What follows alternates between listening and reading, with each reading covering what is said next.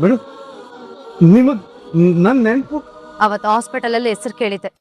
ಅದ್ ಸರಿ, ಇಲ್ಲಿಗೆ ಯಾಕೆ ಬಂದಿದ್ಯಾ?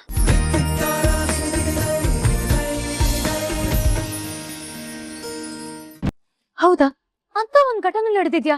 ಅದೇನು ತಾತ? ಅದನ್ನ ಅಷ್ಟು ಸುಲಭವಾಗಿ ನಿಂಗೆ ಹೇಳಕ್ಕಾಗಲ್ಲ. ಅದೊಂದು ದೊಡ್ಡ ಬಿಗ್ ಬಿಗ್ ಸರ್ಪ್ರೈಸ್. ಸರ್ಪ್ರೈಸಾ? ಅದ್ ಏನು ಅಂತ ಹೇಳಿ ತಾತ. ನೋಡ್ಪುಟ್ಟಿ, ಆ ವಿಷಯ ನಾನು ಹೇಳ್ಬೇಕಾದ್ರೆ ಒಬ್ಬ ಮುಖ್ಯವಾದ ವ್ಯಕ್ತಿ ಬರಬೇಕು. ಅವ್ರ ಮುಂದೆನೆ ನಾ ಎಲ್ಲ ಹೇಳ್ಬೇಕು.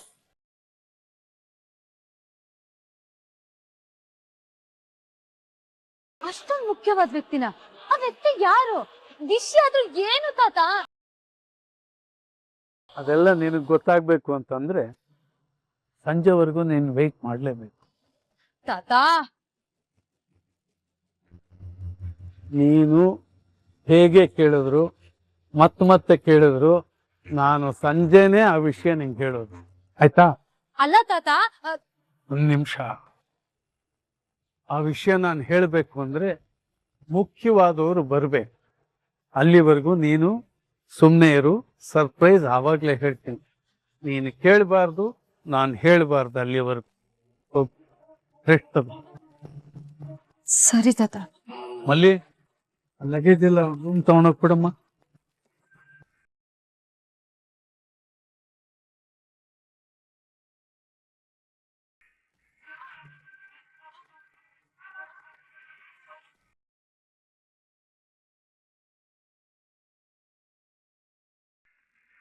ನೋಡ ರಘು, ಝಾನ್ಸಿ ಅವ್ರ ತಾತಗೆ ನೀವಿಬ್ರು ಜೊತೆಗಿರ್ಬೇಕು, ನೀವಿಬ್ರು ಸಂತೋಷವಾಗಿರೋದನ್ನ ನೋಡೋದಕ್ಕೆ ತುಂಬಾ ಆಸೆಯಿಂದ ಕಾಯ್ಕೊಂಡಿದ್ದಾರೆ ಕಣೆ.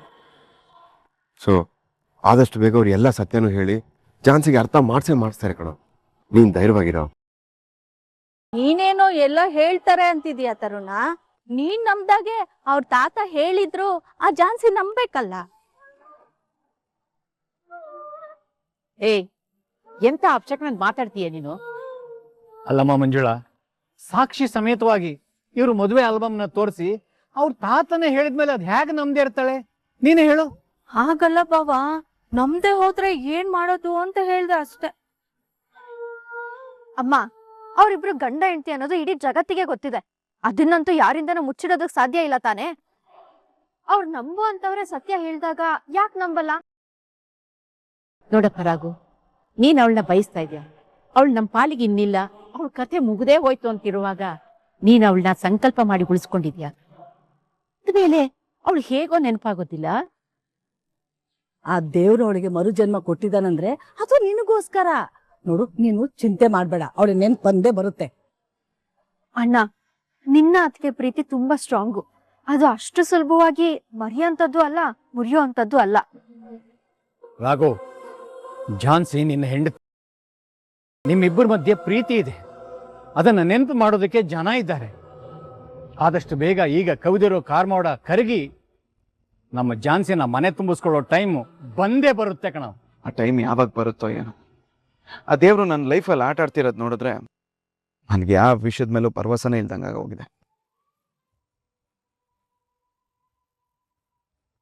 ರಾಘು, ಒಂದ್ ನಿಮಿಷ ನಿಂತ್ಕೊಳ್ಳೋ. ಒಂದ್ ಸ್ವಲ್ಪ ತವನ ಒಂಟಿಯಾಗಿರಾಕ್ ಬಿಟ್ಬಿಡೋಣ.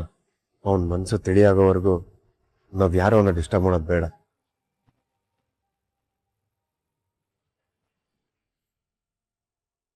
ದೇವ್ರೆ, ಅವನ್ ಜೀವ ಎಷ್ಟು ಅಂತ ನೋವನ್ನ ಸಹಿಸ್ಕೊಳ್ಳುತ್ತೆ. ಇಲ್ಲಿಗೆ ಕೊನೆ ಮಾಡು. ಆದಷ್ಟು ಬೇಗ ಅವರಿಬ್ಬರನ್ನ ಒಂದೇ ಮಾಡಪ್ಪ, ಒಂದೇ ಮಾಡು.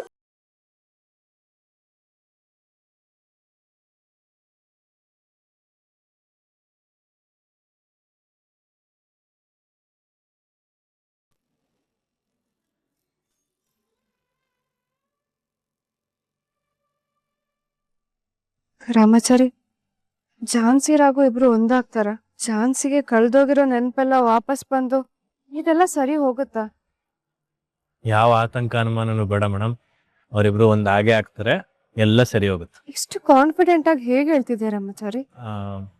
ಹೇಗೆ ನಂಗೆ ಗೊತ್ತಾಗಬೇಕಾ? ತಡ್ರಿ ಒಂದು ನಿಮಿಷ.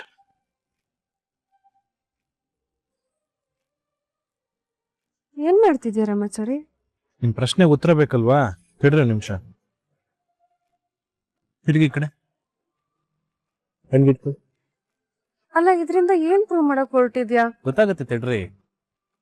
ಈಗ ಸರಿ, 1 2 3. ಇವಾಗ ನಿಮ್ ಕಣ್ಣಿಗೆ ನಾನು ಕಾಣ್ತಾ ಇದ್ದೀನಾ? ಇದೇನ್ ಪ್ರಶ್ನೆ ರಾಮಾಚಾರಿ? ಕಣ್ಣಿಗೆ ಬಟ್ಟೆ ಕಟ್ಟಿದ್ಮೇಲೆ ಹೇಗ್ ಕಾಣಿಸೋಕ್ ಸಾಧ್ಯ? ಅಲ್ವಾ? ಸರಿ, ಈಗ ನಿಮ್ ಕೆಲ್ಸ ಏನ್ ಗೊತ್ತಾ? ನನ್ನ ಹುಡುಕದು. ರಾಮಾಚಾರಿ ರಾಮಾಚಾರಿ ಏನ್ ರಾಮಾಚಾರಿ ಇದು? ಎಲ್ಲಿದ್ಯಾ?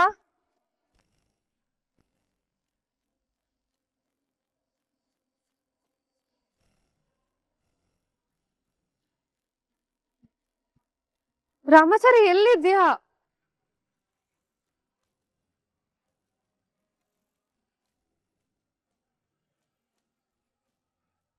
ರಾಮಾಚಾರಿ, ಶೋ, ನಾನ್ ಕೇಳಿದ ಪ್ರಶ್ನೆಗೂ ಇದಕ್ಕೂ ಏನ್ ಸಂಬಂಧ ಅರ್ಥನೇ ಆಗ್ತಿಲ್ಲ.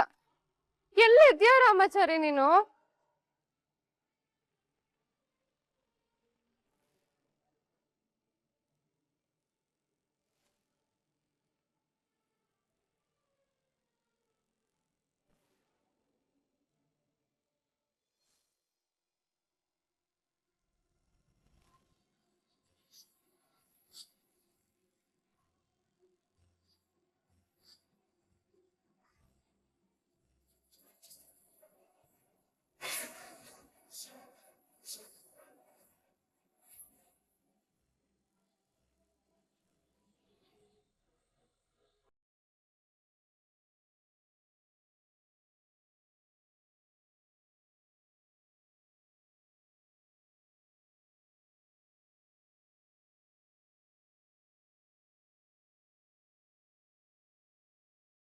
ನನಗೆ ಚಾಲೆಂಜ್ ಮಾಡ್ತೀಯಾ? ನೋಡ್ದಾ ನಾನು ಹೇಗ್ ನಿನ್ನ ಕಂಡಿಡ್ದೆ? ಈಗ ನಾನು ನಿಮ್ ಕಣ್ಣಿಗೆ ಬಟ್ಟೆ ಕಟ್ಟಿದ್ದೆ, ನಿಮ್ ಕಣ್ ಕಾಣ್ತಾ ಇರ್ಲಿಲ್ಲ. ಆದ್ರೂ ನಾ ಇಲ್ಲೇ ಇದ್ದೀನಿ ಅಂತ ಹೇಗೆ ಇಲ್ಲಿ ತನಕ ಬಂದ್ರಿ? ನಾನು ಒಂದು ಕ್ಷಣ ತಾಳ್ಮೆಯಿಂದ ಇದ್ರೆ ಸಾಕು. ನೀನ್ ಎಲ್ಲೇ ಇದ್ರು ನಿನ್ ಹೃದಯದ ಬಡಿತ ನನ್ ಕೇಳಿಸುತ್ತೆ ರಾಮಾಚಾರಿ. ಆ ಹೃದಯದ ಬಡಿತಾನೆ ನನ್ನನ್ನ ನಿನ್ನ ಹತ್ರ ಕರ್ಕೊಂಡ್ ಬಂತು. ಹಾಗೆ ಇವಾಗ ತಂಗಿ ನೆನಪಲ್ಲಿ ಮಾತ್ರ ಕತ್ಲಾವರ್ಸ್ಕೊಂಡಿರೋದು, ಹೃದಯಕ್ಕಲ್ಲ. ಆ ಹೃದಯದಲ್ಲಿರೋ ಪ್ರೀತಿಗೆ ರಾಗು ಹೃದಯದ ಬಡಿತ ಕೇಳುತ್ತೆ. ಆದ್ರೆ ಅದಕ್ಕೊಂದ್ ಸ್ವಲ್ಪ ಸಮಯ ಬೇಕು. ಈಗ ನನ್ನ ಹುಡುಕಕ್ ನೀವು ಇಷ್ಟ ಟೈಮ್ ತಗೊಂಡ್ರಲ್ಲ, ಹಾಗೆ ತಂಗಿ ತಾಳ್ಮೆಯಿಂದ ಇದ್ದಾಗ ಅವಳ ಹೃದಯನೇ ಅವಳ ಪ್ರೀತಿನ ಅವಳಿಗೆ ಅರ್ಥ ಮಾಡ್ಸ. ಕ್ಷಣದಲ್ಲಾಗ್ಬೋದು, ದಿನಗಳು ತಗೋಬಹುದು. ಒಟ್ನಲ್ಲಿ ಏನೇ ಆದ್ರೂ ಖಂಡಿತ ಅವಳಿಗೆ ಗೊತ್ತಾಗೇ ಆಗತ್ತೆ. ಯಾಕಂದ್ರೆ ಮೆದ್ಲಿಗಿಂತ ಹೃದಯ ದೊಡ್ಡದು ಮೇಡಮ್. ಹಾಗಾಗಿ ರಾಗು ಹೃದಯದ ಬಡಿತ ಅವಳಿಗೆ ಕೇಳ್ಸೇ ಕೇಳ.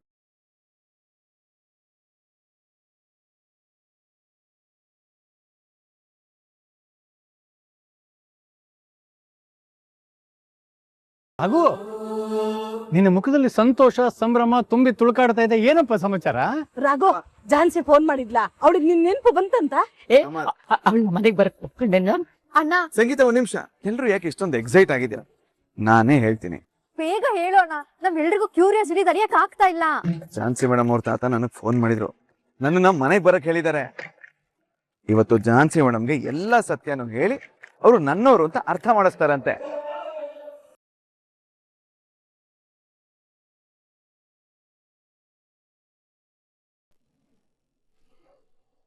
ರಾಯ್ ಮೇಡಮ್, ತಾತ ಹೇಳ್ತಿರೋ ಸರ್ಪ್ರೈಸ್ ಯಾವುದು? ಅವ್ರು ಏನ್ ಹೇಳ್ಬೇಕು ಅನ್ಕೊಂಡಿದ್ದಾರೆ? ಅಷ್ಟಕ್ಕೂ ಆಗಿರೋದಾದ್ರೂ ಏನು? ಮೇಡಮ್, ಅದನ್ನ ನಾವೇ ಹೇಳ್ಬಿಟ್ರೆ ಸರ್ಪ್ರೈಸ್ ಹೇಗಾಗುತ್ತೆ? ಕೇಳ್ತಿದೀನಿ ತಾನೆ. ಮೇಡಮ್ ಅವ್ರ, ನೀವ್ ಎಷ್ಟ ಬೈದ್ರು ರೀ ಆ ವಿಷಯ ನಾವಿಬ್ರು ಹೇಳಂಗೇ ಇಲ್ರಿ. ಆ ವಿಷಯನ ಯಜಮಾನ್ರೆ ಬಂದು ಅದಕ್ ಸಂಬಂಧಪಟ್ಟಂತ ವ್ಯಕ್ತಿ ಮುಂದೆ ಹೇಳಿದ್ರನ ರೀ ಬರಬ್ಬರ್ರಿ. ನನಗ್ ಬರ್ತಿರೋ ಕೋಪ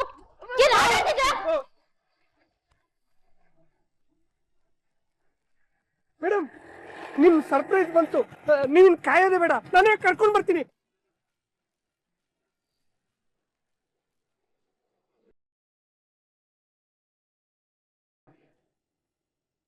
ಹಾಯ್ ರಾಘ ಸರ್, ವೆಲ್ಕಮ್. ಇನ್ ಮುಂದೆ ಎಲ್ಲ ಒಳ್ಳೇದಾಗುತ್ತೆ ಸರ್. ಝಾನ್ಸಿ ಮೇಡಮ್ ನೀವು ಒಂದಾಗಿ ಆಗ್ತೀರಾ. ರಾಯ್, ಝಾನ್ಸಿ ಮೇಡಮ್ಗೆ ವಿಷಯ ಹೇಳಿದ್ರಾ? ಇಲ್ಲ ಸರ್, ಆದ್ರೆ ಝಾನ್ಸಿ ಮೇಡಮ್ ಏನಿರ್ಬೋದು ಅಂತ ತಿಳ್ಕೊಳಕ್ಕೆ ತುದಿ ಕಾಲಲ್ಲಿ ನಿಂತಿದ್ದಾರೆ ಸರ್. ಯಜಮಾನರು ಸಾಕ್ಷಿ ಸಮೇತ ತೋರ್ಸಕ್ಕೆ ಆಲ್ಬಮ್ ತಗೊಂಡ್ ಬರ್ತಿದ್ದಾರೆ. ಇನ್ ಮುಂದೆ ನಿಮ್ಮಿಬ್ರು ದೂರ ಮಾಡಕ್ಕೆ ಯಾರಿಂದನೂ ಸಾಧ್ಯ ಇಲ್ಲ ಸರ್. ವಿಷಯ ಕೇಳಿ ಫೋಟೋಸ್ ನೋಡಿ ಝಾನ್ಸಿ ಮೇಡಮ್ ಕುಣಿದಾಡ್ಬಿಡ್ತಾರೆ ಸರ್. ಹೌದು, ಈ ಬ್ಯಾಗಲ್ಲೇನ್ ಸರ್? ರಾಯ್, ಝಾನ್ಸಿ ಮೇಡಮ್ಗೋಸ್ಕರ ಅವ್ರ ಗಂಡನಾಗಿ ಅವ್ರಿಗೆ ಸೀರೆ, ಬಳೆ, ಅರ್ಶನ, ಕುಂಕುಮ, ತಾಳಿನೂ ತಂದಿದ್ದೀನಿ. Wow, super sir. ಒಂದ್ ರೀತಿ ಒಲವಿನ ಉಡುಗೊರೆ. ರಕ್ತದಲ್ಲಿ ಬರ್ದಿಲ್ಲ ಅಷ್ಟೇ, ಅಂಗಡಿಯಿಂದ ತಗೊಂಬಂದಿದ್ದೀರಾ. ಹೌದು, ಈ ಸೀರೆ ಓಕೆ ಸರ್, ಕುಂಕುಮ, ಬಳೆ, ಅರಿಶಿನ ಎಲ್ಲ ಯಾಕೆ ಸರ್? ರಾಯ್, ಝಾನ್ಸಿ ಮೇಡಮ್ ತಾಳಿ ಇಲ್ದೆ ಬರೀ ಕೊಳ್ಳಲಿದಾರಲ್ಲ, ಅದಕ್ಕೆ ಈ ಕ್ಷಣನೇ ಅವ್ರಿಗೆ ತಾಳಿ ಕಟ್ಟಿ ಅವ್ರನ್ನ ಮುತ್ತೈದೆಯಾಗಿ ನಮ್ಮನೆ ಕರ್ಕೊಂಡು ಹೋಗಕ್ ಬಂದಿದ್ದೀನಿ. Wow, super sir. ನೀವು ನಿಮ್ ಬಗ್ಗೆ ತಿಳ್ಕೊಳಕ್ಕೆ ಝಾನ್ಸಿ ಮೇಡಮ್ ತುದಿಗಾಲಲ್ಲಿ ನಿಂತಿದ್ದಾರೆ. ಬನ್ನಿ ಸರ್.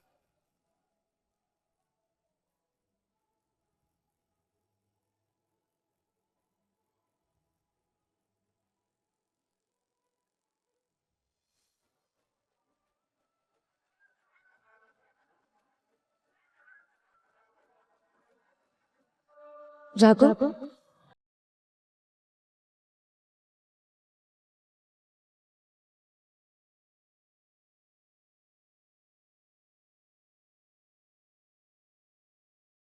ಬಿಡು, ನಿಮಗ್ ನನ್ ನೆನ್ಪು. ಅವತ್ ಹಾಸ್ಪಿಟಲ್ ಅಲ್ಲಿ ಹೆಸರು ಕೇಳಿದ್ದೆ. ಅದ್ ಸರಿ, ಇಲ್ಲಿಗೆ ಯಾಕೆ ಬಂದಿದ್ಯಾ? ನಿನಗೆ ಒಂದು ಸರ್ಪ್ರೈಸ್ ಕೊಡ್ತೀನಿ ಅಂತ ಹೇಳಿದ್ನಲ್ಲ, ಅದು ಇವನೇ ಅಮ್ಮ. ನಿನ್ನ ಜೀವನದಲ್ಲಿ ಬಹಳ ಮುಖ್ಯವಾದ ವ್ಯಕ್ತಿ ಅಂತ ಹೇಳಿದ್ನಲ್ಲ, ಅದು ಇವನೇ ಅಮ್ಮ. ನನಗೆ ಅರ್ಥ ಆಗ್ತಿಲ್ಲ ತಾತ. ಇವನ್ ಹೇಗ್ ಸರ್ಪ್ರೈಸು? ಅದ್ ಹೇಗ್ ಇಂಪಾರ್ಟೆಂಟ್ ಆಗ್ತಾನೆ? ಹೌದು ಪುಟ್ಟಿ, ನಿನಗೆ ನಿನ್ನ ಜೀವನದಲ್ಲಿ ಒಳ್ಳೇದಾಗಿದೆ ಅಂತಂದ್ರೆ ಅದು ಇವನೇ ಕಾರಣ.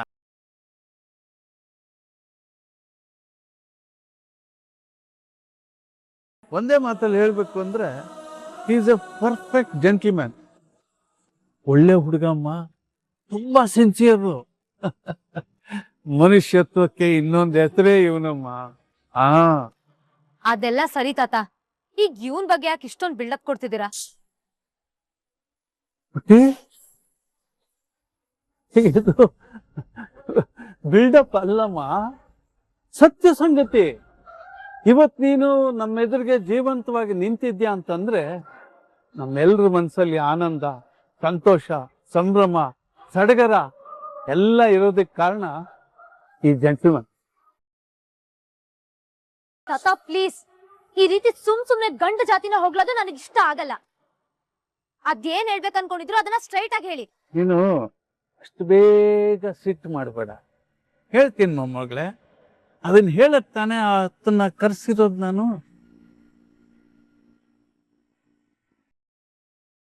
ಈಗ ನಿನ್ನಲ್ಲಾಗಿರೋ ಮಹತ್ತರವಾದ ಬೆಳವಣಿಗೆಗೆ ಈತನೇ ಕಾರಣ.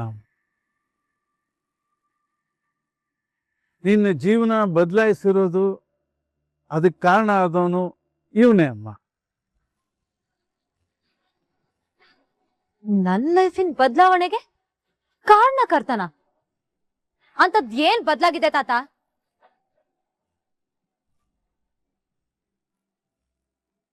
ಅದು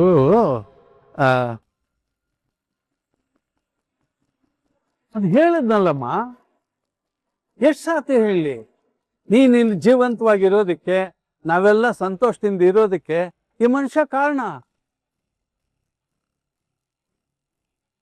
ನೀನು ಆಕ್ಸಿಡೆಂಟ್ ಆಗಿ ರೋಡಲ್ಲಿ ಬಿದ್ದಿದ್ಯಲ್ಲ, ನಿನ್ನನ್ನು ಎತ್ಕೊಂಡು ಹಾಸ್ಪಿಟ್ಲಿಗೆ ಸೇರಿಸಿ ನಿನ್ನನ್ನು ಕಾಪಾಡಿದ ಪುಣ್ಯಾತ್ಮ ಇವನೇ.